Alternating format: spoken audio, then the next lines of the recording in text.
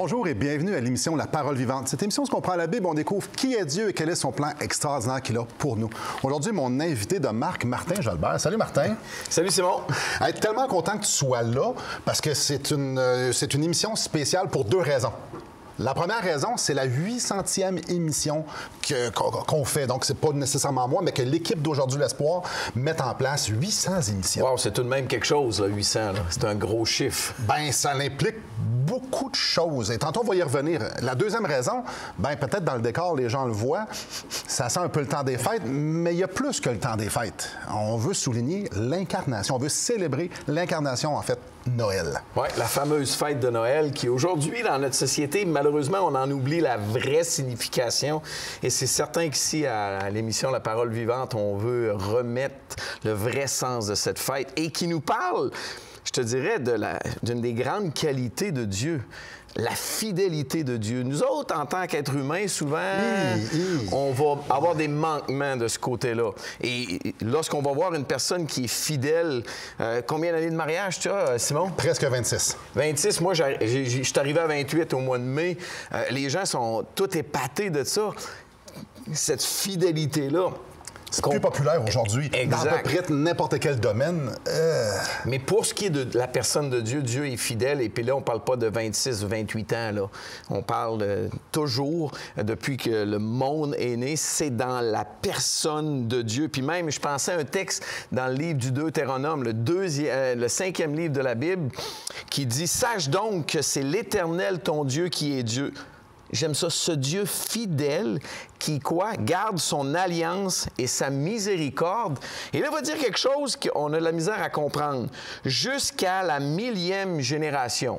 Puis là, les gens vont dire, OK, 1000 générations, c'est cool. Ouais, mais 1000 générations, c'est combien d'années?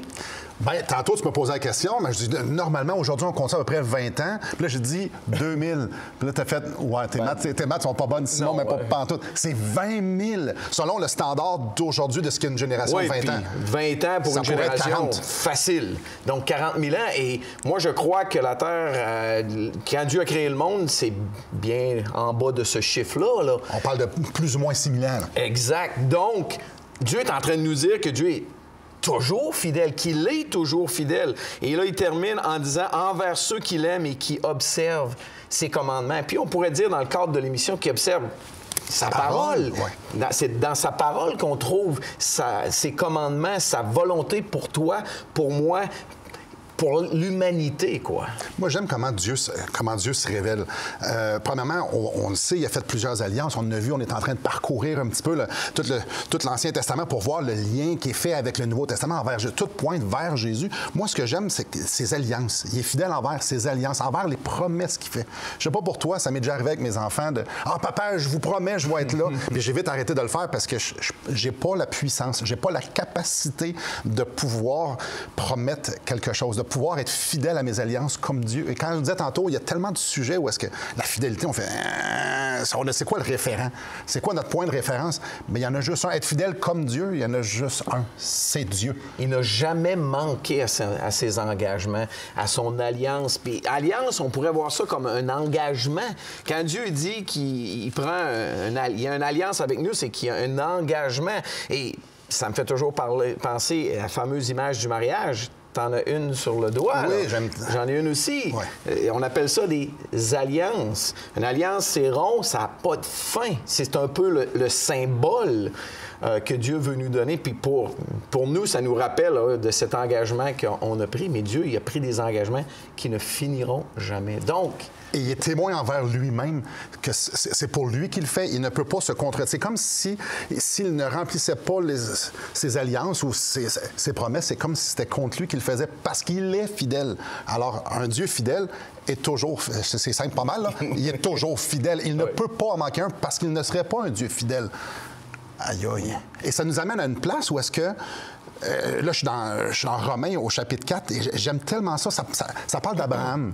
Abraham qui connaissait, qui était en relation avec ce Dieu fidèle, ce Dieu qui pourvoit, ce Dieu qui ne cesse de remplir ses promesses. Et j'aime au verset 21 que ça nous dit « Ayant la pleine conviction que ce qu'il promet, il peut aussi l'accomplir. » Pour Abraham, le père de la foi, c'est une évidence. Si Dieu le promet, ça va arriver. Et tout ce qu'on voit dans la Bible, c'est justement, ça pointe vers Jésus. Cette promesse-là, que Dieu va pourvoir à une justice meilleure, en fait une justice parfaite, meilleure que la nôtre, clairement, parce que nous, on est injustes. Alors, c'est sûr que ça va arriver. Puis c'est intéressant que tu mentionnes Abraham, parce que autant que Jésus, ça faisait tout de même plusieurs années qu'Abraham était passé sur Terre. Oui. À peu près quoi, 2000 ans, dans ces coins-là? Là? Plus ou moins, oui. Puis Paul, il va aller rechercher ça.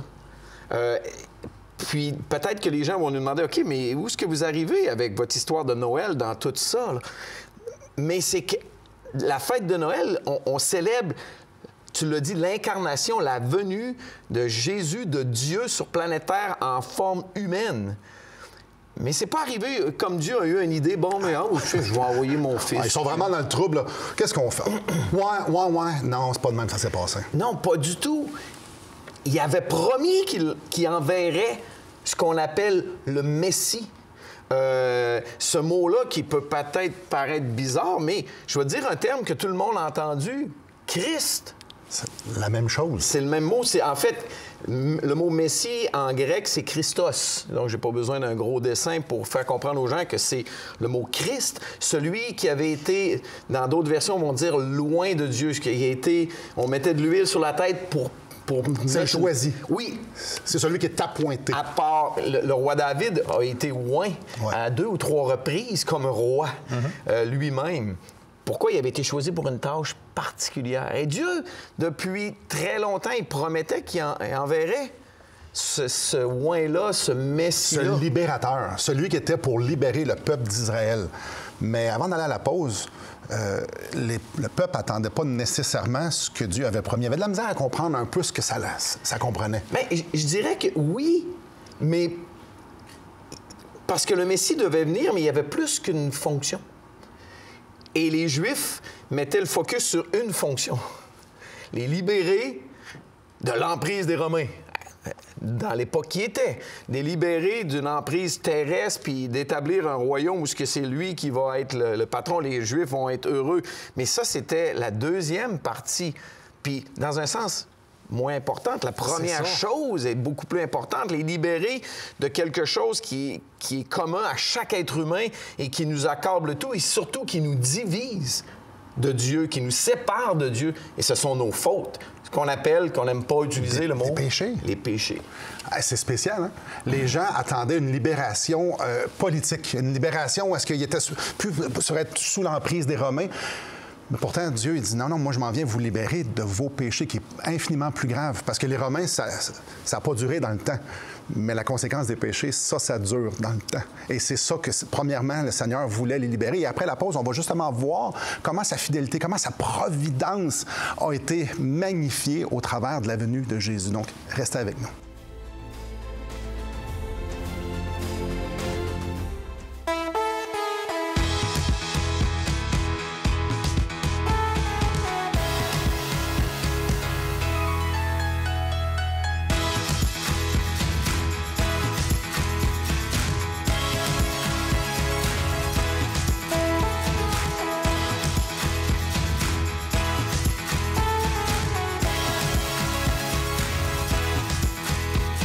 Pour en savoir plus, visitez radioespoir.ca.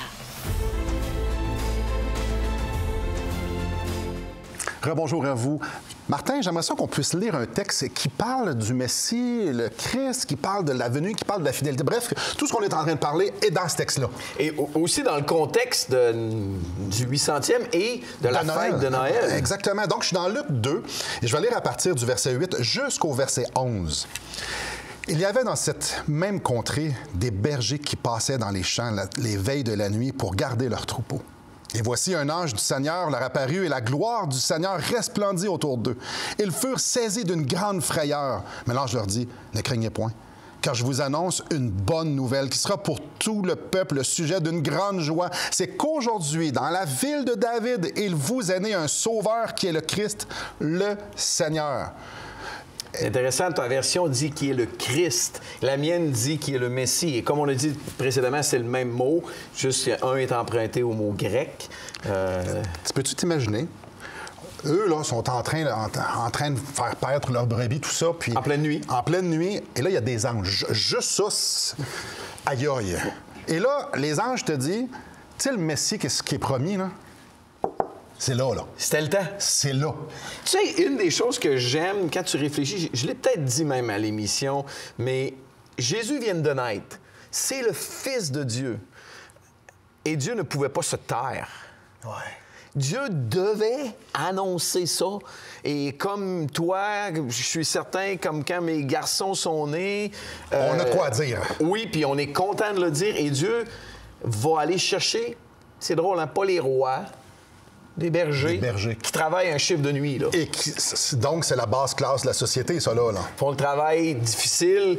Bien, je veux dire, qui aime ça, travailler la nuit? Moi, j'aime ça. Pas dormir. J'aime mieux dormir, oui.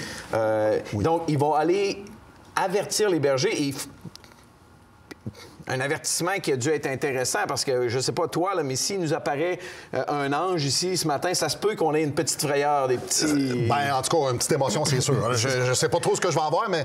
Et j'aime ici, au verset 10, quand ça nous dit « Car je vous annonce une bonne nouvelle ». Peux-tu nous dire, on n'est pas des experts en grec, mais bonne nouvelle en grec, c'est quoi? Ben, c'est ce qu'on appelle l'Évangile. L'Évangile, c'est la bonne... C'est pour ça qu'on dit la bonne nouvelle de Jésus, l'Évangile de Jésus. C'est synonyme. Constamment, les gens, on parle d'évangile, là, l'Évangile, les 4 évangiles. C'est quoi? C'est l'Évangile, la bonne nouvelle que Jésus est venu. Mais c'est quoi la bonne nouvelle? C'est que Dieu nous a envoyé un Messie, Christ, celui-là qui était venu, qui avait été oint par Dieu pour venir accomplir le salut de l'homme, de toute la race humaine à cause de l'erreur de notre premier ancêtre, Adam, qui a péché et qui fait en sorte qu'on est tous de même. Et ça, juste ce que tu viens de dire, pour moi, ça m'interpelle de plusieurs façons, parce que normalement, les personnes envers qui je suis le moins fidèle, ce sont ceux que j'aime le moins. Tu sais, ceux qui me font le plus de mal. Mettons, si tu me fais beaucoup de mal, ça se peut que j'oublie un rendez-vous ou deux. Là, c'est plus facile. Et là, ici, là, l'humanité a rejeté Dieu. Mais Dieu a fait alliance avec l'humanité. A fait une alliance avec les pécheurs, avec Adam et Ève. Je vais pourvoir une justice parfaite. Adam et Ève. Et là, on est 4000 ans plus ou moins plus tard. Et Jésus est là. Et Dieu dit non, c'est pas parce que vous le méritez pas que je suis moins fidèle pour ça. Je vais quand même pourvoir à une solution, même si vous la méritez pas. Ça met en relief la grandeur de Dieu et sa bonté, sa fidélité, sa providence. Écoute, il est tout ce que nous sommes pas. Il est fidèle alors qu'on mérite absolument rien. Et un des aspects du Messie, là, c'est que c'était prévu dans le plan de Dieu. Et probablement à partir de Genèse 3:15, souvent les théologiens vont l'appeler le proto-évangile. Puis proto, ça veut dire le premier évangile, quand Dieu avait promis d'envoyer un libérateur. Puis, partout dans l'Ancien Testament, on est justement dans une série qu'on n'arrête pas de parler de Jésus dans la Genèse, dans l'Exode, et ça fait je ne sais pas combien d'émissions on fait. Un an qu'on est rendu à Exode, puis ça fait un an. C'est juste le deuxième livre de la Bible. Là. Il y en a-tu des liens? Il y en a partout et c'est pas nous qui les inventons, c'est Dieu qui a un plan parfait. Et là, c'est comme si on était en train d'ouvrir le cadeau. Ouais. L'apogée. Oui, c'est la personne de Jésus lui-même. Ah, c'était lui que Dieu avait prévu. Peut-être même que Ève l'attendait tout de suite quand Seth est né. Mais non, le timing, le temps de Dieu est souvent différent du nôtre. Parce que Dieu aime se révéler.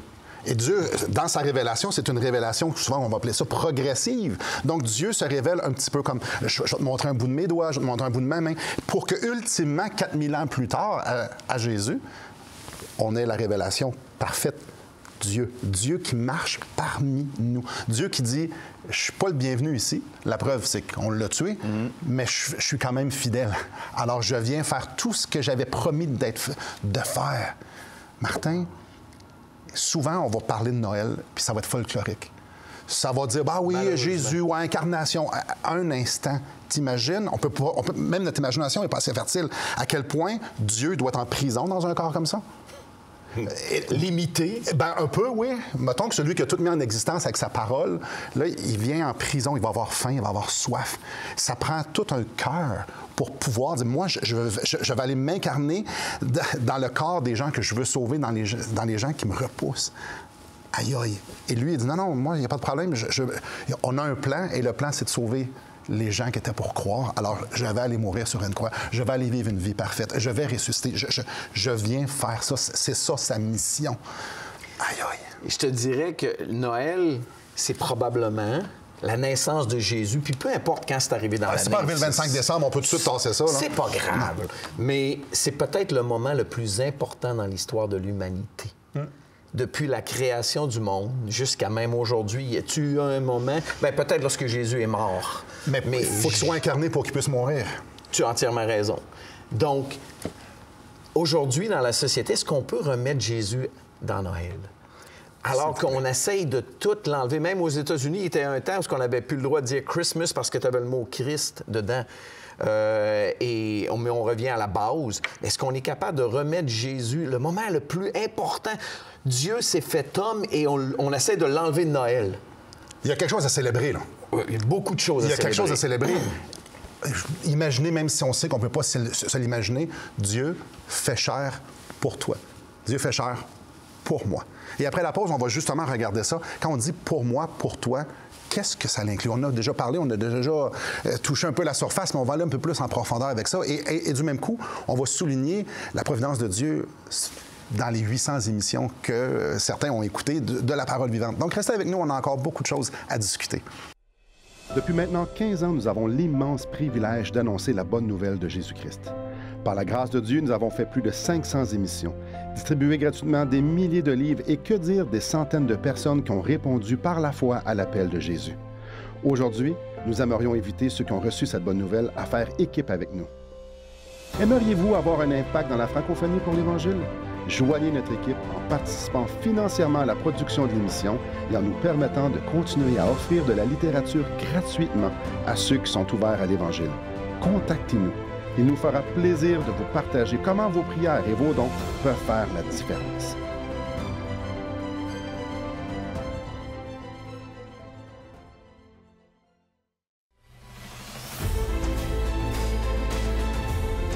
Bonjour à vous.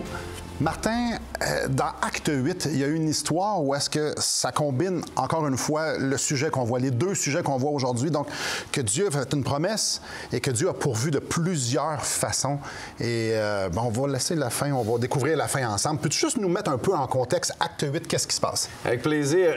Dans Acte 8, bien, on est très peu de temps après la venue de Jésus, après que Jésus est reparti au ciel, après que Jésus est mort, ressuscité. Et là, l'Évangile, la bonne nouvelle, commence à être propagé. Et il y a un homme qui s'appelle Philippe, devrais-je dire, qui avait été même reconnu pour servir quelques chapitres avant. Puis là, dans Acte 8, l'Esprit de Dieu le pousse à aller rencontrer une personne qui avait un cœur disposé. Il venait juste d'arriver d'un autre pays, d'Éthiopie, pour adorer Dieu, puis il repartait. C'était certainement un homme très riche parce qu'il était assis sur son char et il lisait la parole de Dieu. Puis là, vous allez dire, ouais, mais n'importe qui peut lire la parole de Dieu. On l'offre gratuitement aux gens. Ouais, non, pas tant. Pas à l'époque. Et en fait, c'était même pas tout le monde qui savait lire à l'époque. C'était une minorité qui savait lire. Qui savait lire. Puis en plus, la parole de Dieu, c'était souvent des rouleaux. Et moi, j'en ai vu de ces rouleaux-là. C'est pas commode. C'est haut de même, c'est gros comme ça, difficile. Donc, je vous lis juste en Acte 8, à partir du verset 28, il repartait de Jérusalem, assis sur son char, et il lisait le prophète Ésaïe. Ça, c'est un des grands prophètes dans l'Ancien Testament. Puis là, l'Esprit de Dieu dit à Philippe, « Avance, approche-toi de ce char. » C'est comme si Dieu voulait aller rencontrer cet homme-là qui avait un cœur pur, il cherchait Dieu, mais qui avait besoin de le découvrir. Philippe a couru et a entendu l'Éthiopien lire le prophète Ésaïe. Puis moi, comme je te disais dans la pause, il devait rire d'entendre le texte que l'eunuque lisait. Puis il demande à l'eunuque, « Comprends-tu ce que tu lis? » L'eunuque répondit, « Comment le pourrais-je si personne ne me l'explique? » Et il invita Philippe à monter et à s'asseoir avec lui. Le passage de l'Écriture qu'il lisait était celui-ci. Il est en train de lire Ésaïe 53. Est-ce que tu me permettrais de le lire? Ah oui, j'aimerais ça. Parfait. Le passage de l'Écriture qu'il lisait était celui-ci. Il a été mené comme une brebis à la boucherie et comme un agneau muet devant celui qui le tond. Il n'a point ouvert la bouche. Dans son humiliation, son jugement a été levé et sa postérité, qui la dépeindra? Car sa vie a été retranchée de la terre. On sait tous de qui ça parle ici. ça parle de Jésus. On peut juste aller voir, puis on l'utilise souvent, ce texte-là, dans Isaïe 53. C'est clair que ça parle du sacrifice de Jésus. Mais c'est probablement le texte, un des textes les plus clairs dans l'Ancien Testament. Je me souviens de l'avoir lu à quelqu'un qui ne lisait pas la Bible. Je lis ça, il dit, je lui demande, ça parle de qui? Il me répond, de Jésus. Et quand j'ai dit à l'homme que ça a été écrit au moins 700 ans avant Jésus, il était estomaqué. Et là, je pense que c'est important. Pour nous, il n'y a pas de temps. Quand on prend la Bible, que ça soit... C'est un livre. Mais un petit peu, ça a été écrit sur une période de 1600 ans à peu près. Facilement. Ésaïe, 700 ans. C'est quelque chose. 700 ans avant la venue de Jésus, sa mort, la façon qu'il meurt, puis que ça ne laisse aucun doute de faire comme « Oh, c'est sûr que ça parle de Jésus ». Ça prend même pas d'imagination.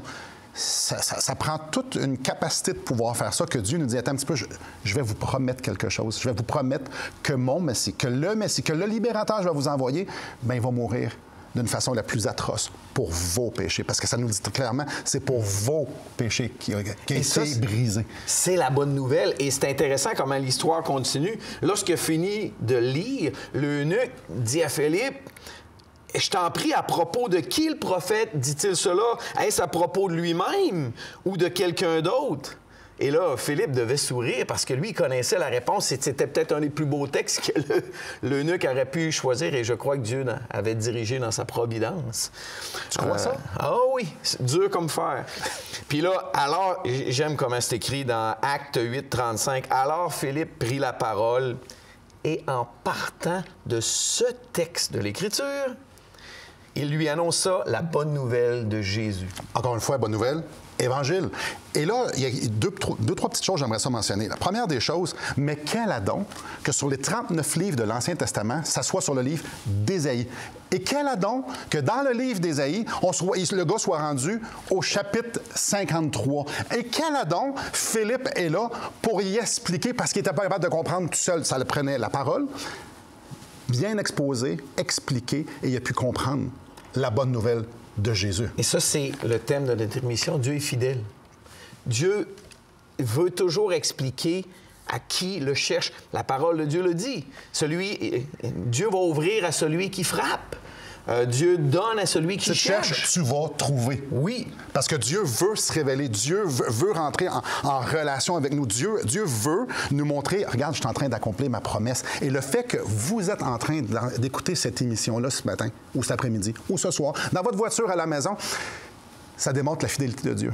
Parce qu'il n'y a pas de hasard. Vous n'êtes pas tombé sur ce poste-là par hasard. Vous êtes arrivé à une place où ce que Dieu veut vous mettre sa parole avec des gens qui peuvent vous l'expliquer pour que vous puissiez comprendre la bonne nouvelle. Il n'y a pas de hasard avec Dieu. Ça fait 800 émissions. Dieu a pourvu pour qu'on se rende jusqu'à la 800e. Et je peux dire, il y a bien des choses qui ont été pourvues, que ce soit du monde comme nous ou que ce soit au niveau financier. Dieu pourvoit. Un endroit pour enregistrer une telle émission, qu'on ait la capacité de le faire, c'est pas donné partout. Et ça, c'est la provision de Dieu aussi. Parce que Dieu veut que les gens entendent la bonne nouvelle à partir des Écritures, de la même façon que cet eunuque-là a pu entendre de la bouche de Philippe. Alors, oui, vas-y. Simon, juste un petit détail. Quand il dit en partant de ce texte, tu sais que le Nouveau Testament n'existait pas? Non. Il a pris l'Ancien Testament pour y expliquer la bonne nouvelle de Jésus. Parce qu'il est là, il est omniprésent.